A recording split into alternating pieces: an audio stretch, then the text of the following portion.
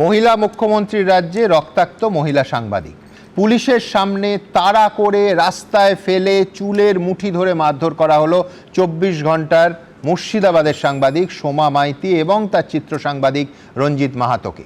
দেখুন, এটাকে ওই প্রফেশনাল হ্যাজার্ড বলে বিষয়টাকে ছোট করে দেখানোর কোনো উপায় নেই। নিজের কাজ করতে গিয়ে কর্তব্যরত একজন সাংবাদিক মার খেয়েছেন আর পুলিশ দাঁড়িয়ে দেখেছে। জাতীয় সড়ক অবরোধের কথা জানতে পেরে খবর করতে গেছিলেন সোমা, কিন্তু তাকে রাস্তায় ফেলে পেটালো উন্মত্ত জনতা। প্রায় 100 মিটার তাড়া করে প্রথমে মারধর করা হলো তাকে।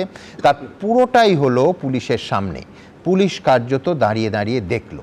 এই দুষ্কৃতীরা যখন মারধর করছে সোমাদের, তখন রাস্তার পাশেই দাঁড়িয়েছিল একটা পুলিশের গাড়ি।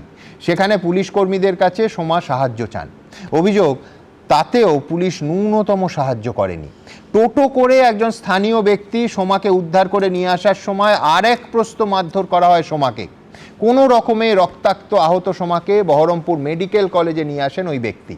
মাথা, পা সঙ্গে ডান হাতের লিগামেন্টে সোমার চোট লেগেছে।